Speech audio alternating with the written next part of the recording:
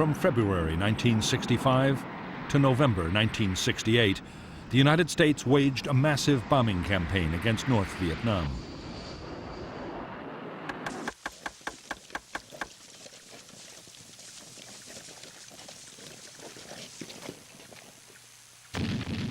Operation Rolling Thunder sent American warplanes against heavily defended targets.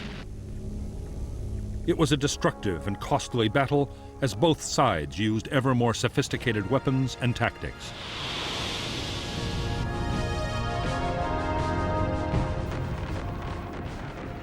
In Rolling Thunder, American aircraft dropped over 650,000 tons of bombs on North Vietnam.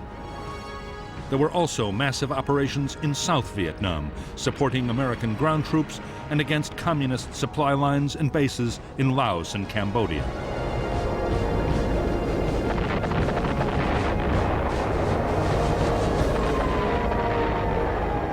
The air war in Southeast Asia was more than a contest between the United States and North Vietnam. From the start, America's Cold War enemies, China and the Soviet Union, were backing the North with weapons, advisors, and support personnel.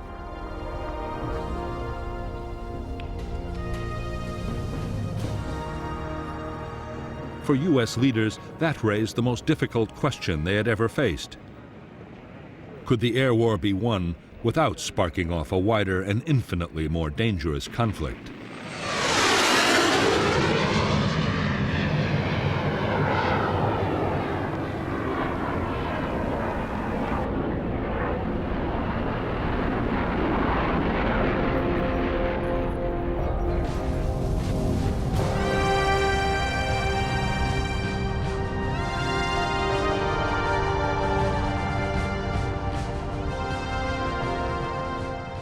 The United States Air Force began its war in Southeast Asia more than 3 years before American combat troops set foot in Vietnam.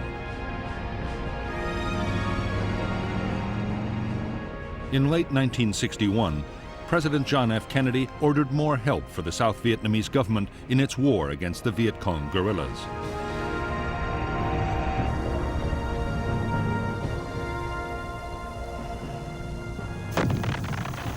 U.S. backing included new equipment and more than 3,000 military advisors and support personnel.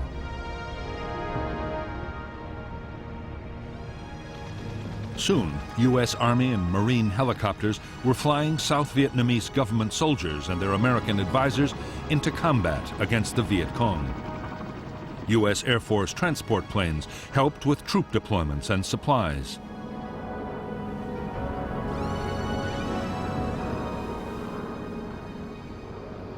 Meanwhile, reconnaissance aircraft searched for guerrilla units, and interceptors defended South Vietnamese airspace against North Vietnamese or even possibly Soviet or Chinese intruders.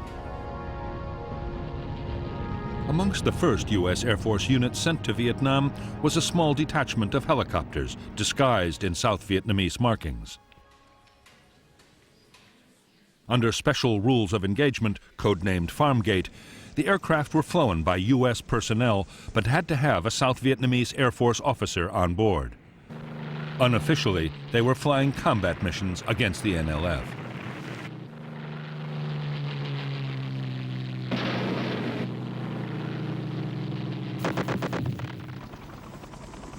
In spite of American efforts, the NLF inflicted a series of defeats on the South Vietnamese Army in 1963. Guerrilla numbers were rising, and they were better armed and led than ever. With each month that passed, the NLF was getting more weapons, ammunition, and trained men from North Vietnam.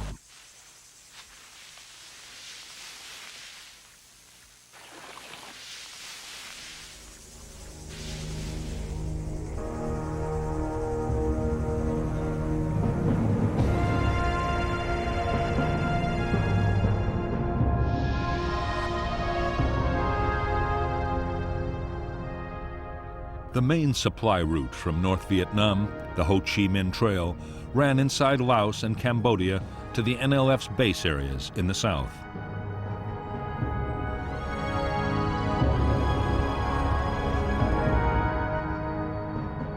The trail was manned by North Vietnamese army troops with the help of Laotian guerrillas who were waging their own war against the Lao government.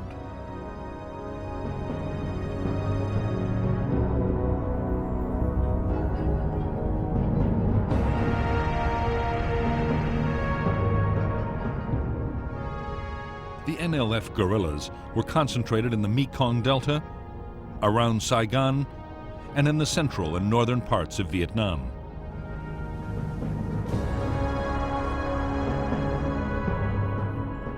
It was near these areas that the Americans stationed helicopter companies to carry South Vietnamese troops into battle.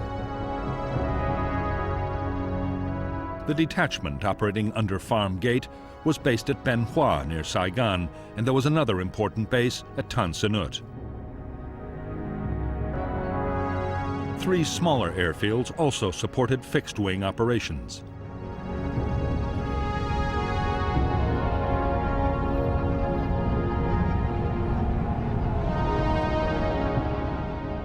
By the end of 1963, Farm Gate pilots, soon known as Air Commandos, were flying more than 80 missions a week. They attacked Viet Cong base areas and river traffic, and were credited with killing hundreds, maybe thousands of guerrillas.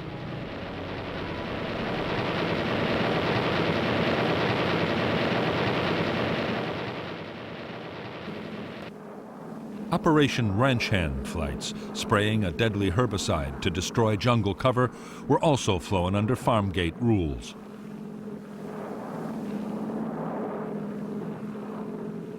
The spraying, which began in early 1962, cleared the vegetation alongside highways. Viet Cong ambushes would then be far easier to spot.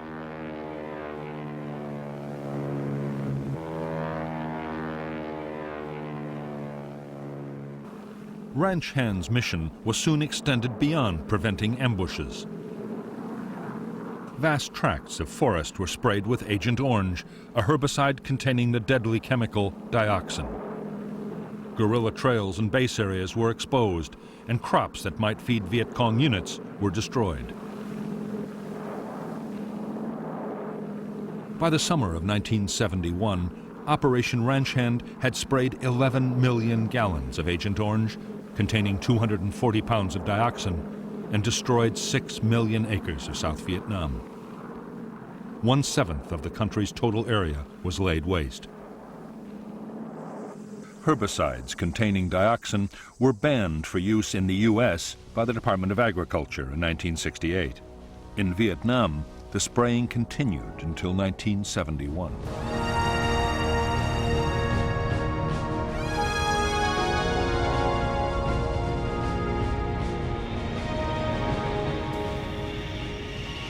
Between April and June 1964, American air power in Southeast Asia was massively reinforced. 2 aircraft carriers arrived off the Vietnamese coast. The move was prompted by an NVA offensive in Laos.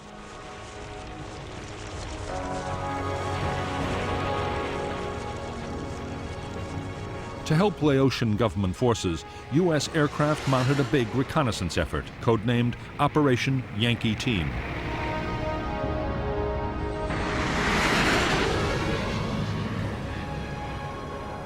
Soon after Yankee Team began, 2 Navy planes were lost to anti-aircraft fire over Laos. The Air Force retaliated by hitting the enemy gun positions in the first jet bombing raids in Southeast Asia.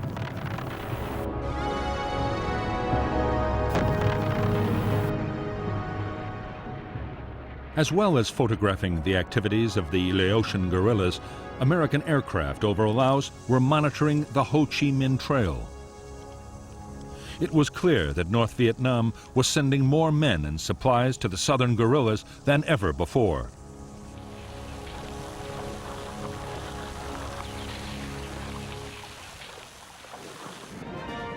In Washington, the new U.S. President, Lyndon Johnson, was being pressed hard by his military commanders to punish the North. So far, Johnson had refused to sanction official direct attacks on North Vietnam. However, covert attacks were being conducted over Vietnam near the Laotian border. It was an incident in the Tonkin Gulf that finally lit the fuse. In bad weather conditions, the captain of an American destroyer thought he was fired upon by North Vietnamese patrol boats, an attack that actually never happened. But on August 5, 1964, the president ordered retaliation.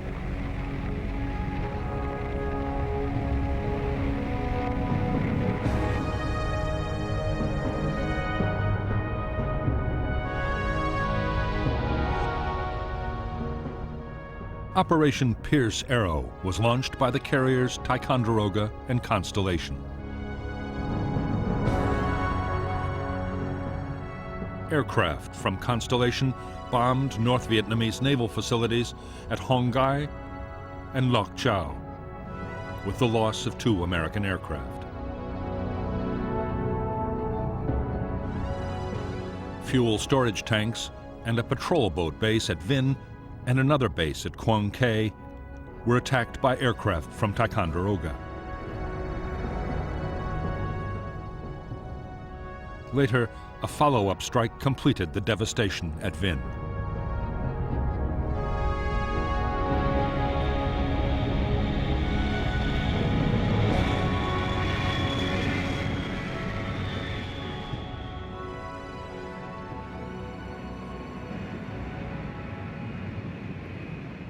In North Vietnam, the American bombing raids immediately triggered a secret plan. For years, the North had been creating an air force with Soviet-built jet fighters. The force had been based in China. The day after the American bombings, the fighters were called home.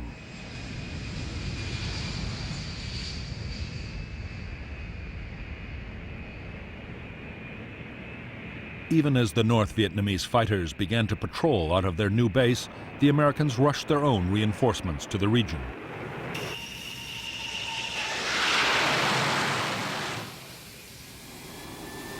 The Air Force deployed more than 70 planes to Vietnam and Thailand. The Navy sent 2 more carriers steaming towards the Gulf of Tonkin.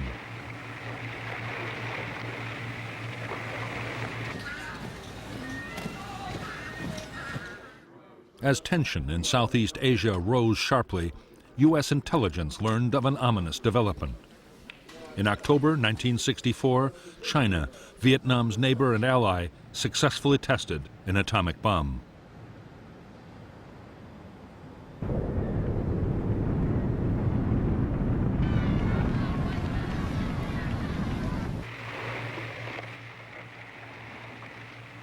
In the closing weeks of 1964, American aircraft launched a new campaign in Southeast Asia. The aim was to find and destroy North Vietnamese transport and installations on the Ho Chi Minh Trail in Laos. For the Americans, Operation Barrel Roll was the start of an attempt to cut off supplies to the NLF that would last for a full 8 years.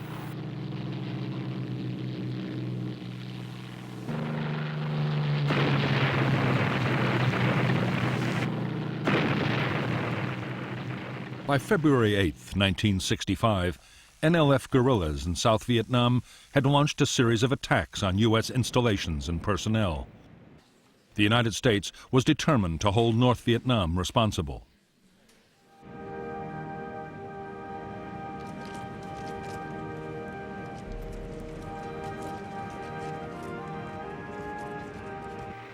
Carrier aircraft had been kept ready to retaliate if the president gave the order.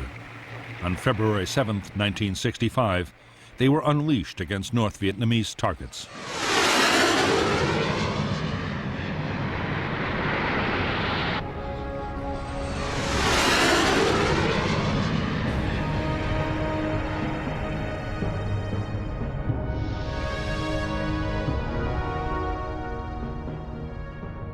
Operation Flaming Dart was launched from the carriers Ranger, Hancock, and Coral Sea, and from airfields in South Vietnam by both U.S. and South Vietnamese planes. The targets were North Vietnamese Army barracks and the 325th Infantry Division's training base at Dong Hoi. Because of bad weather, only one target was hit in strength, at the cost of an aircraft shot down.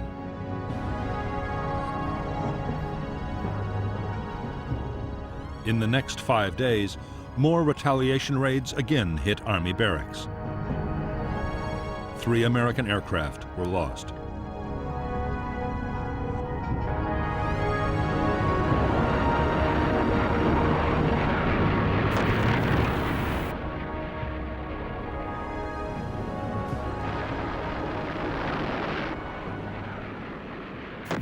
Up to now, the American airstrikes on the north had been in retaliation for particular incidents. However, many in Washington believed that bombing should have a much bigger role to play.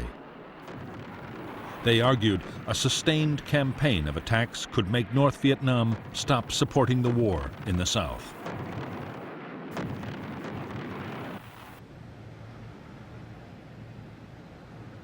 Military planners had long ago been given permission to prepare a major bombing offensive. It was codenamed Operation Rolling Thunder. On February 13, 1965, the White House gave the go-ahead. 2 weeks later, on March 2nd, after a series of delays, the Americans launched the first raid of the new campaign. The initial plan was to launch 2 or 3 strikes every week. But by March 19th, with Rolling Thunder 7, the airstrikes became a sustained and regular effort.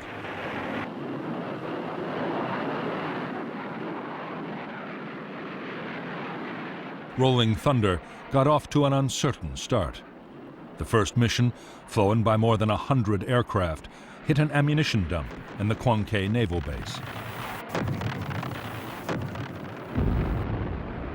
5 U.S. aircraft were lost. In the following weeks, North Vietnamese radar, railway bridges, and military bases were attacked, but more American aircraft were shot down.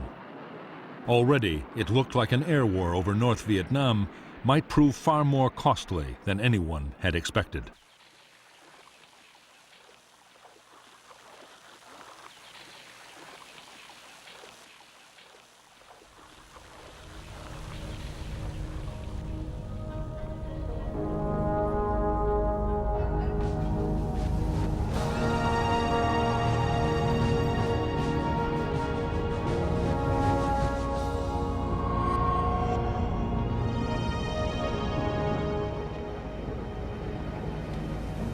The American President Lyndon Johnson doubted that bombing North Vietnam would be enough to save the South.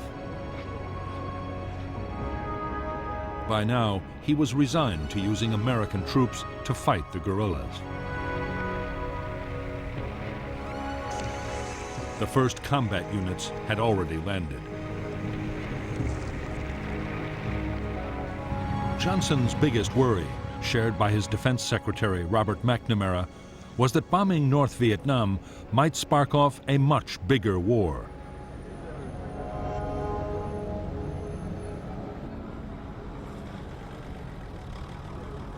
The Soviet Union and China had been supporting the North with financial and military aid for years.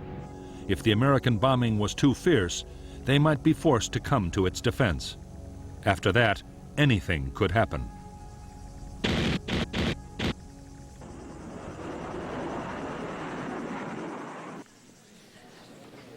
Johnson's fears that the war in Vietnam could spiral out of control were not shared by his military leaders.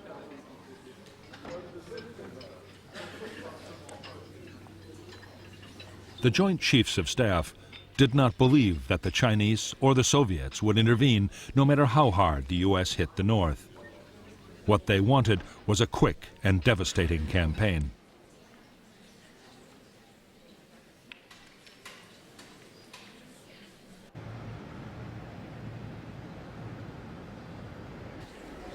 Whatever the doubts of his military leaders, Johnson was sure that massive bombing of North Vietnam would draw in the Chinese. The only course the president could see was to keep strict control of the offensive himself.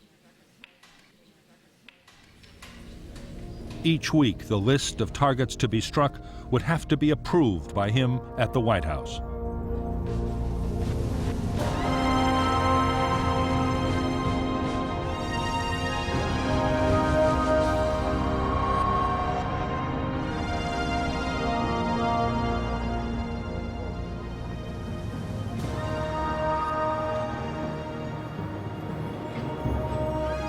The first American bombing raids had come as a severe shock to the leaders of North Vietnam.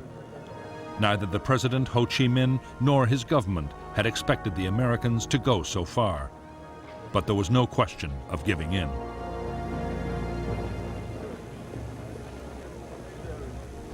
On April 8, 1965, Premier Pham Van Dong replied to a peace overture from the American president with his own list of uncompromising demands.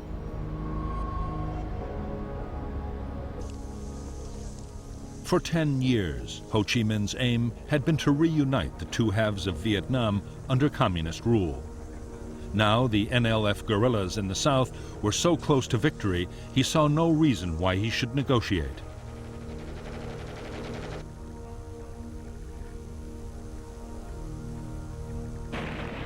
The problem was, if the North were bombed into oblivion or invaded by American and South Vietnamese forces, all would be lost.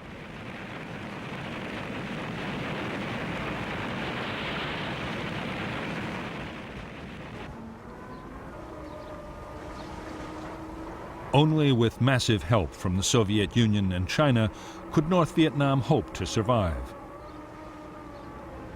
The two superpowers had already given nearly $1 billion worth of aid over 10 years, but Ho was appealing urgently for more. Ho meant to play on the bitter rivalry between the two powers to get all the help he could.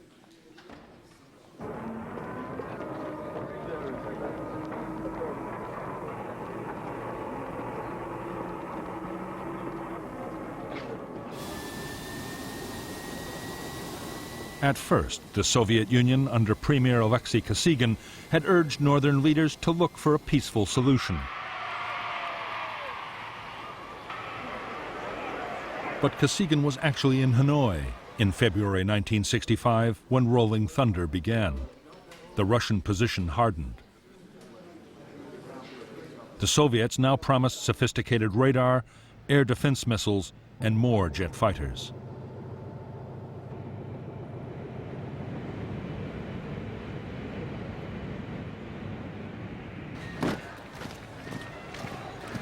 China, under its leader Mao Zedong, went much further than the Soviet Union. Mao promised to send combat infantry if the country were invaded.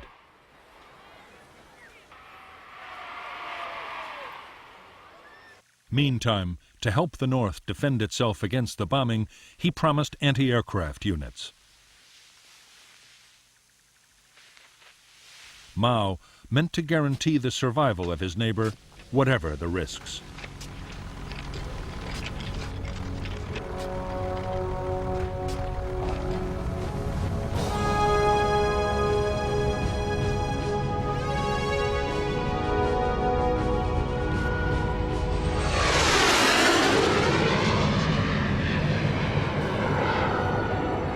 From the start, the American bombing offensive against North Vietnam was meant to meet a whole range of different objectives.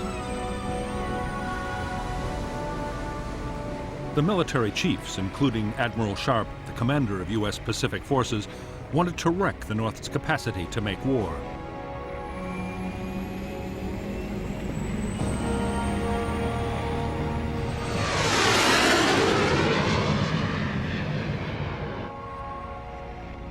The U.S. ambassador in Saigon, Maxwell Taylor, saw the raids as a morale booster for South Vietnam. The Defense Secretary, Robert McNamara, meant them to put on pressure, which could be stepped up gradually until the North agreed to U.S. demands.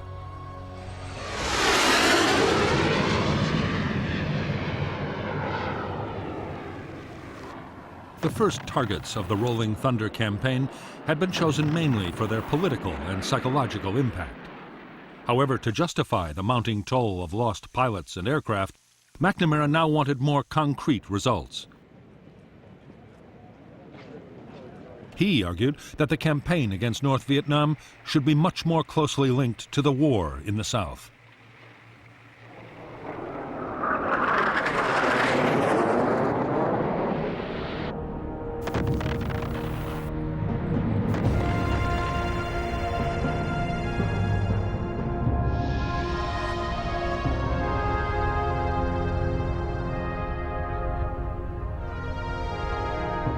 The new American plan for Operation Rolling Thunder focused on the part of North Vietnam between the demilitarized zone, separating North and South, and the 20th parallel.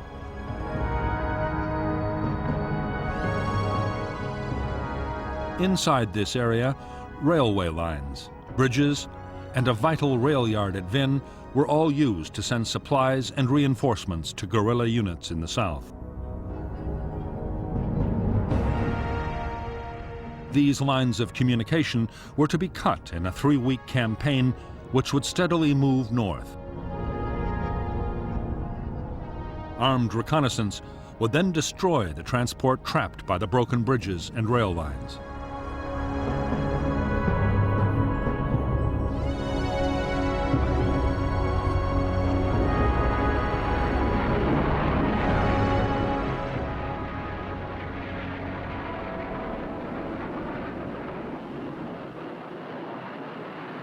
To U.S. military leaders, the decision to attack North Vietnamese transport was a move in the right direction, but it was nowhere near as destructive as the campaign they wanted.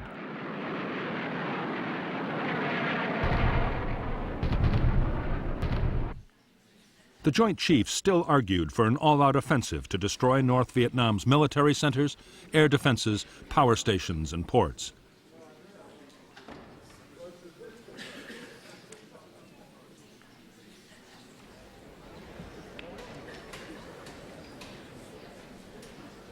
President Johnson and Robert McNamara were adamant that there would be no all-out campaign. This was to be a limited war to achieve limited objectives. In any case, McNamara and other officials argued, the most valuable targets should be kept as hostages. To save those, North Vietnam would have to agree to negotiate.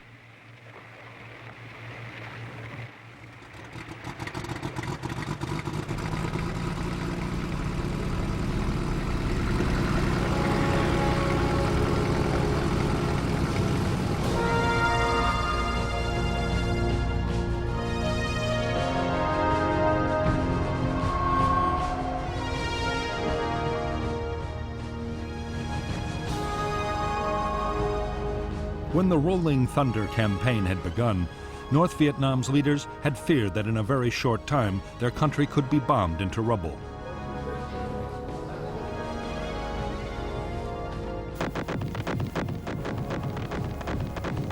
The air defense system was still primitive. If the Americans meant to launch an all-out offensive, there was little the fledgling North Vietnamese Air Force could do to stop them.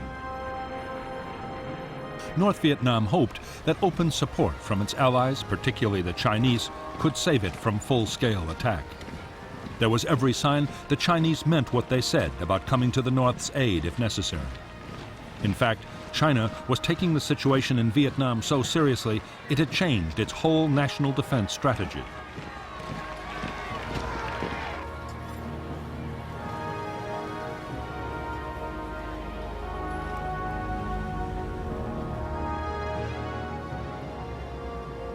Mao Zedong had long recognized that by helping North Vietnam, he was risking a direct clash with the United States. He was determined to prepare. Mao ordered a massive defense program to ensure China could withstand even a nuclear attack by the United States. He called it the Third Front, and by March 1965, it was already well underway.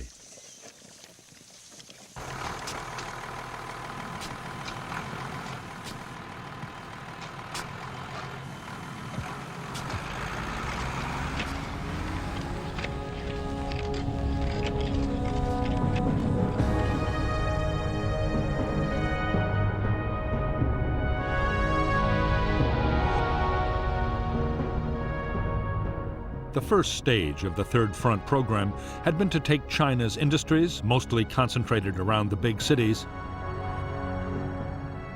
and split them in two.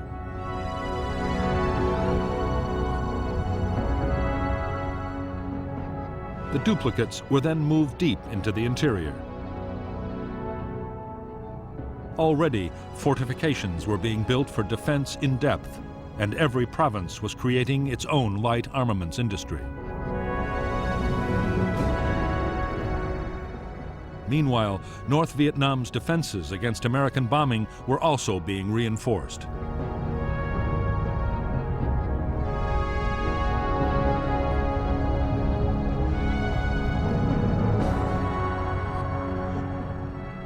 China had already moved 4 full air divisions and an anti-aircraft division to its border with Vietnam. It built airfields close to the frontier as sanctuary and repair facilities for North Vietnam's jet fighters. Inside Vietnam, new airfields would be built and old ones repaired.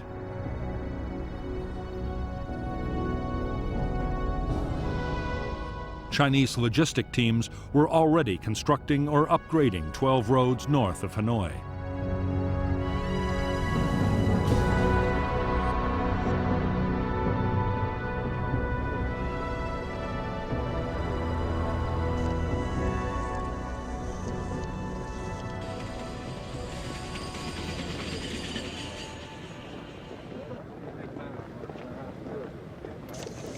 In North Vietnam, full-scale mobilization was being carried out at a frantic pace. Many believed that an invasion might follow the air assault. 1 million people were organized into repair and construction teams. In a massive program, they dug thousands of miles of trenches and millions of single-person air raid shelters. Soon, in Hanoi, there would be a shelter on average every 20 feet.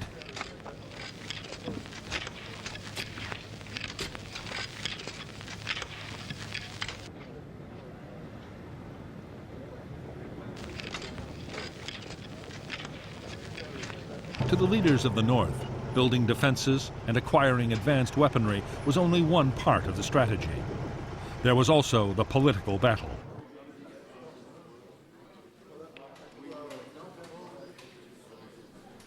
There would be a major propaganda offensive to pressure the Americans into restricting or even stopping their attacks.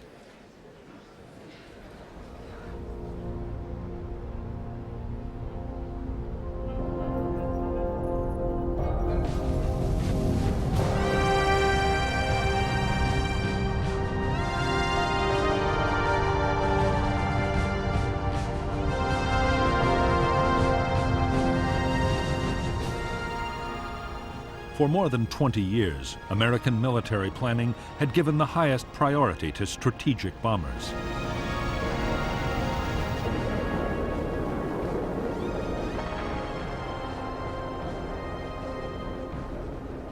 The U.S. had built a huge force of long-range aircraft able to attack targets deep inside the Soviet Union with nuclear weapons. As the conflict with North Vietnam had intensified, Strategic Air Command had modified its giant B-52s to carry conventional bombs.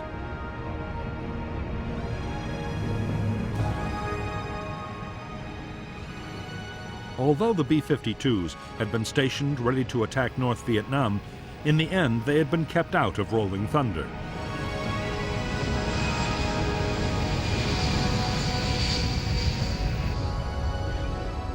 The White House believed that the massive high-altitude bombers were just too destructive. They could be seen as a massive escalation of the war.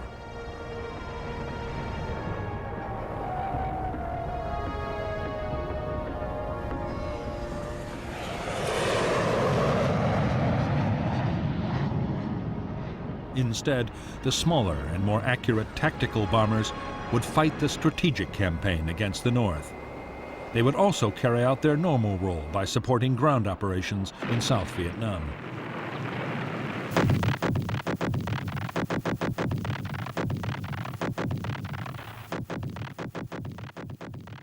While the Air Force and Marine aircraft would fly most missions inside South Vietnam, a large part of the strikes against the North would be mounted by the Navy.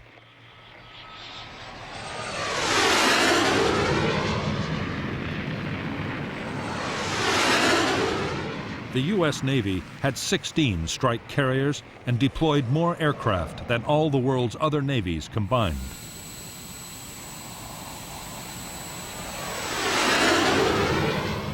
By the end of 1965, 10 different carriers would have taken part in Rolling Thunder operations over North Vietnam.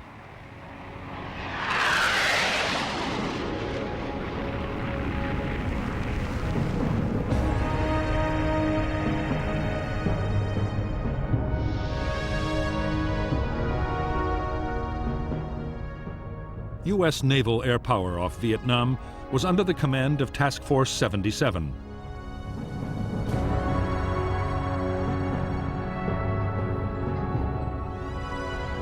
Its carriers would operate from 2 areas, codenamed Yankee and Dixie stations. Aircraft from Yankee Station would attack targets in North Vietnam and Laos, while planes from Dixie would fly over South Vietnam.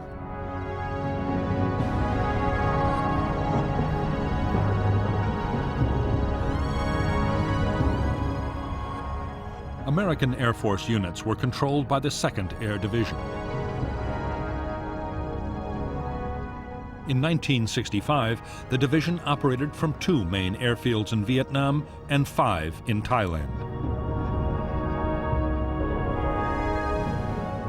The 1st Marine Air Wing would deploy fighter aircraft at another 2 airfields in northern South Vietnam, while B-52 wings of Strategic Air Command operated from Guam in the Pacific and later from Thailand, with refueling tankers from Okinawa.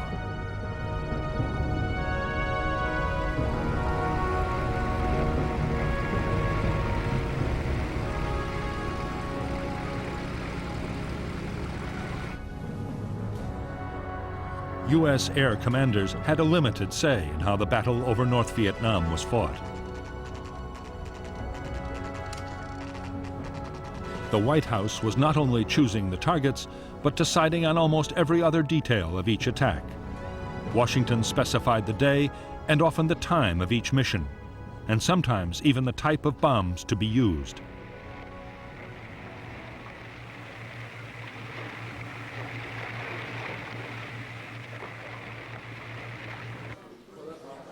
From the approved list, American pilots were given a target and 1 or 2 alternatives. Only those targets could be attacked.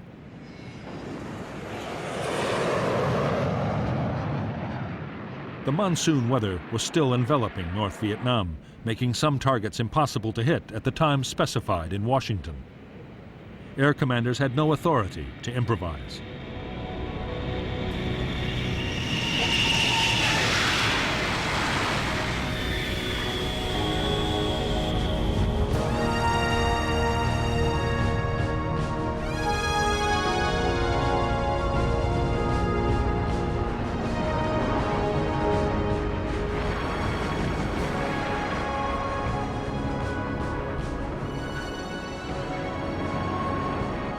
The main burden of the U.S. Air Force's war against North Vietnam would fall on a single aircraft type.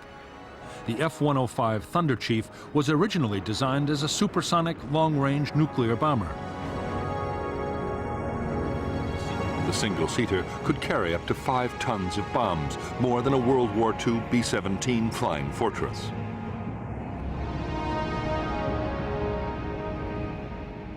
As a fighter escort and for light attack, the Air Force had the F-100 Super Sabre. The F-100 could carry almost 4 tons of bombs. It was also armed with air-to-air missiles and 4 20mm cannon.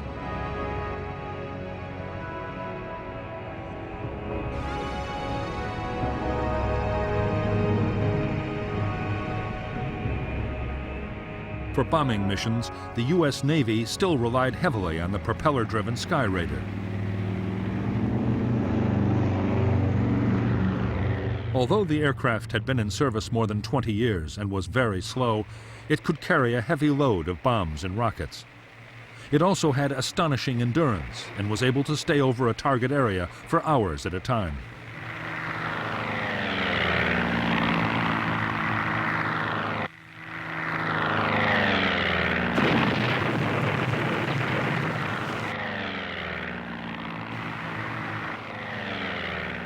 As Rolling Thunder developed, the Sky Raider would be gradually replaced in the Navy's attack squadrons by the A-4 Skyhawk.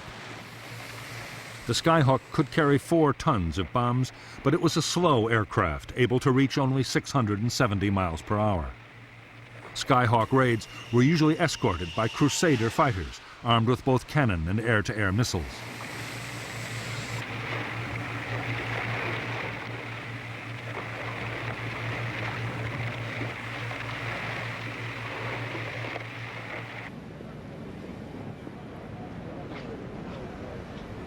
By April 1965, the Americans' most versatile aircraft was already deployed in Southeast Asia by Air Force, Navy, and Marine units.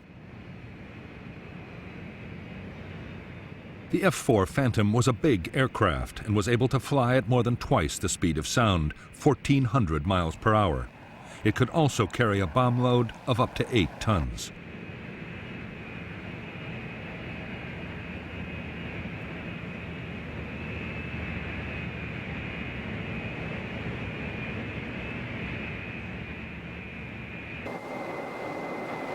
As Phantom units took on a bigger role in the war against North Vietnam, one unforeseen shortcoming would soon emerge.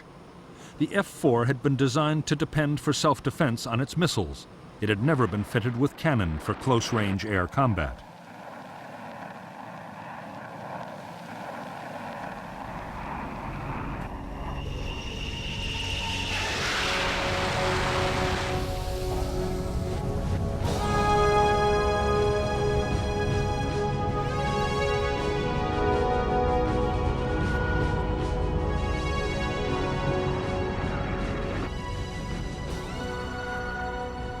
Every aircraft deployed by an Air Force fighter wing or a U.S. Navy carrier depended on more than 30 men to keep it flying.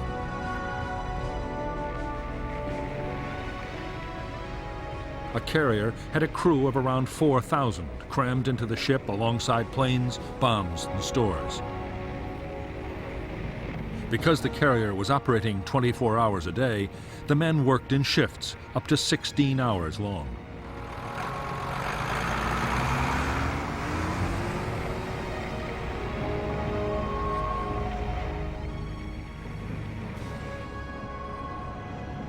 In Thailand and South Vietnam, conditions for Air Force personnel were easier.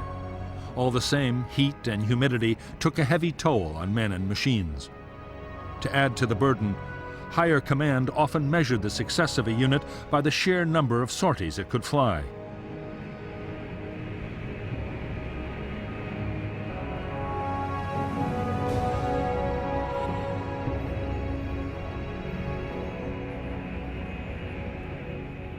Whether Navy or Air Force, morale was high amongst the air crew who were going into combat over North Vietnam. Aircraft and pilots had been lost, and the enemy's air defenses were still being developed.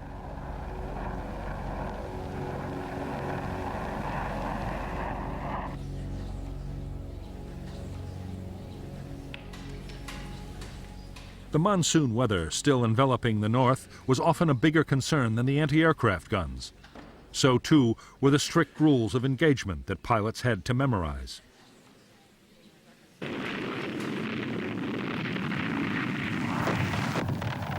Washington had ordered that only confirmed military targets could be hit, and then never in civilian areas. Enemy aircraft had to be identified visually before they could be attacked, in case they were Chinese.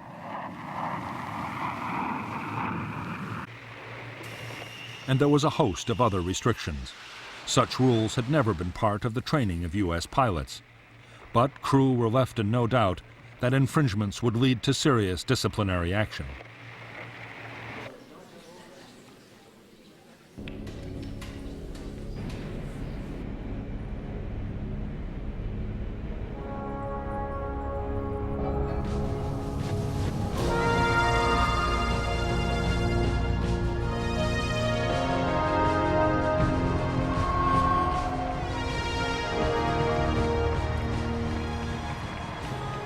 The North Vietnamese armed forces fielded 400,000 men in 13 regular divisions. All divisions had their own anti-aircraft guns. So did the units operating in Laos, building and running the Ho Chi Minh Trail.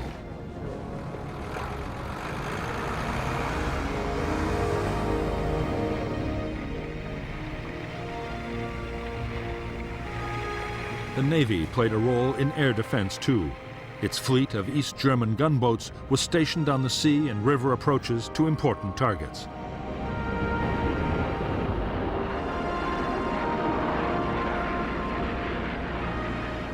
From its beginnings, the North Vietnamese Air Force was part of the Army.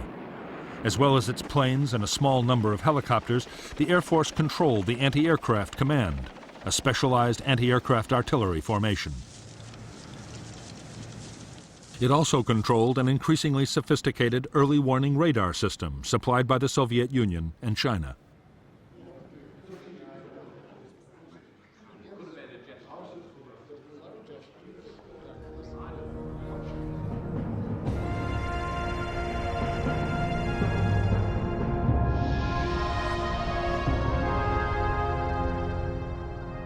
North Vietnam's only fighter wing, the 921st, was based at Noi Bai Airfield, 40 kilometers from Hanoi. A second wing, the 923rd, was planned for the airfield being built at Kep.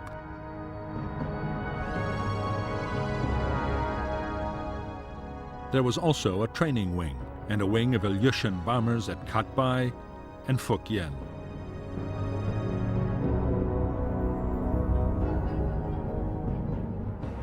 The anti-aircraft gun batteries of the Air Defense Force were organized into 4 brigades, concentrated around areas of strategic importance.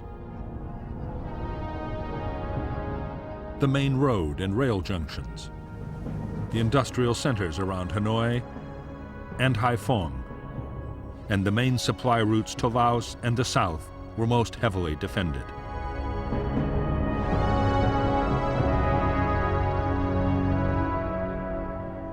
Anti-aircraft units were also deployed along the irrigation system of the Red River Valley.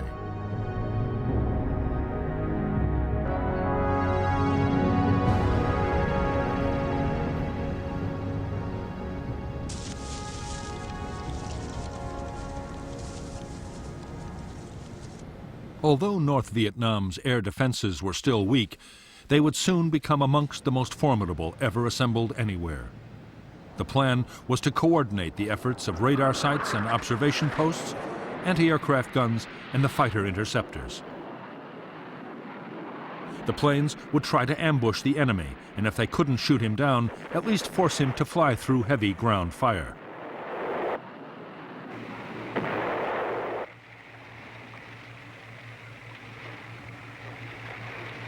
In the early days of the air battle, close cooperation between radar, guns, and fighters would not be easy to achieve.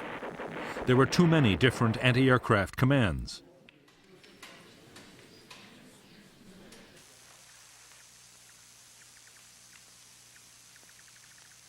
Soon, as Soviet-built anti-aircraft missiles became operational, another ingredient would be added to the already complex system. For a long time to come, North Vietnamese pilots would run a very high risk of being shot down by friendly fire.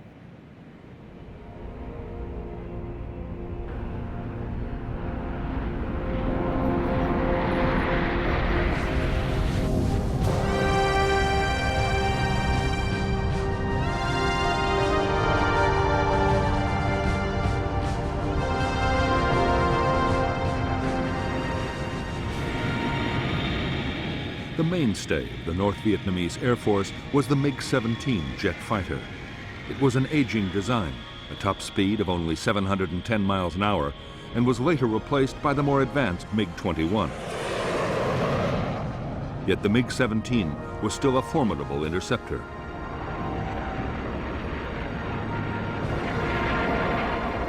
It was one of the most maneuverable jets ever built, and armed with 3 cannon, it was deadly in a dogfight.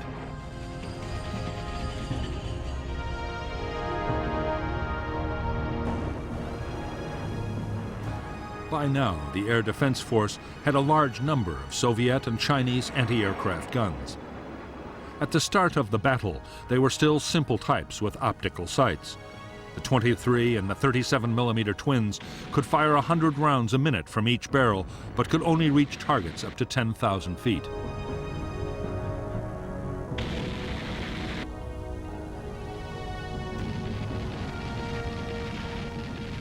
The bigger 57mm anti-aircraft guns had a ceiling of 18,000 feet.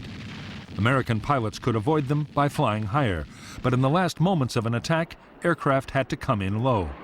It was then that the 57mm was an extremely dangerous weapon.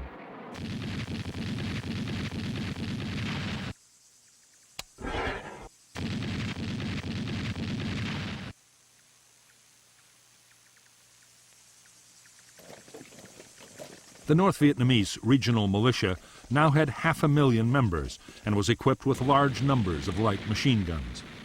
Against low-flying planes, they could be highly effective.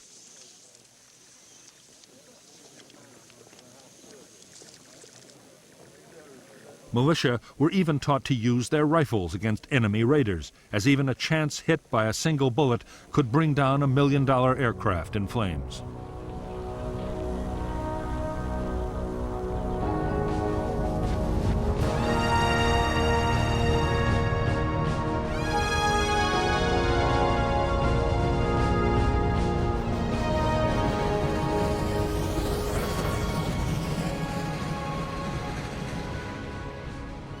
The advanced weaponry supplied by the Soviet Union and China depended completely on skilled personnel to operate and maintain it. North Vietnam was an agricultural country with little industry. 200 North Vietnamese Air Force technicians had been trained in China, but it was barely enough.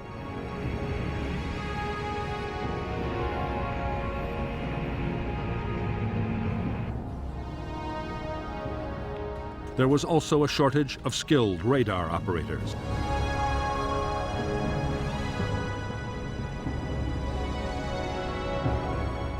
From the start of the American attacks, the pilots of the 921st Fighter Wing had been keen to get into combat.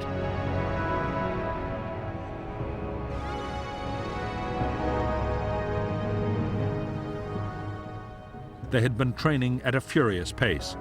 Gunnery was given the highest priority. Pilots practice opening fire at ranges down to 150 meters to get a kill on the first pass.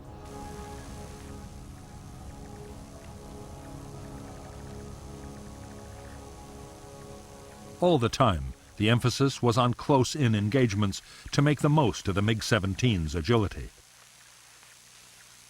At the same time, the Air Force was training the next batch of pilots as fast as it possibly could.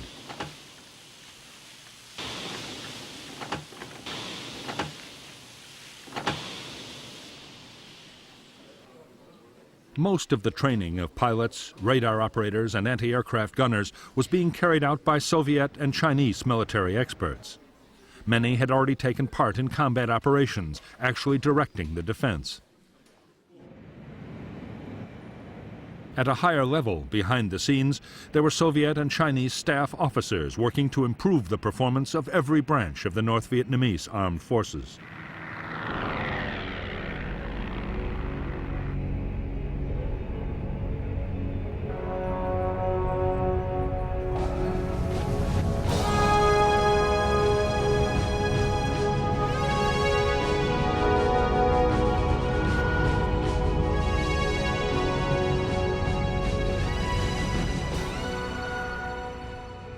For the Americans, the first stage in stepping up the campaign against North Vietnam was to weaken its defenses.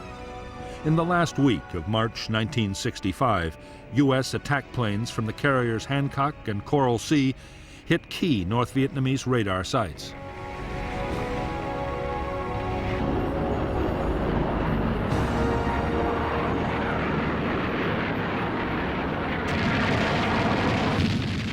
There was a fierce reaction from northern anti-aircraft guns, and several U.S. planes were shot down.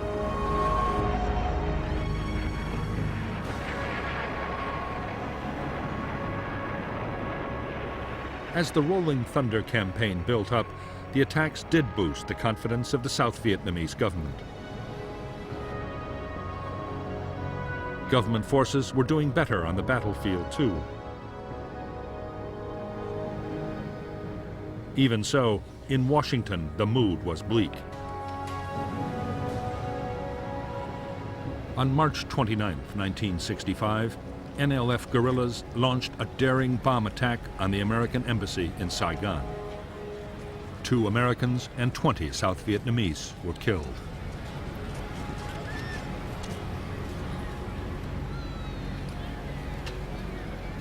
To many in Washington, the attack seemed to underline the need for much stronger measures to be taken in Vietnam.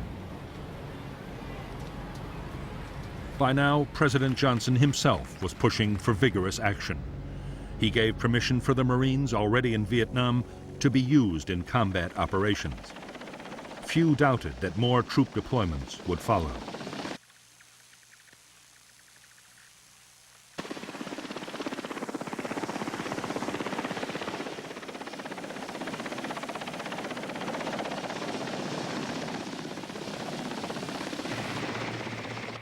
Soon, U.S. aircraft would be faced with 2 missions in Southeast Asia: the continuing campaign against North Vietnam and supporting U.S. troops in a sharply escalating ground war.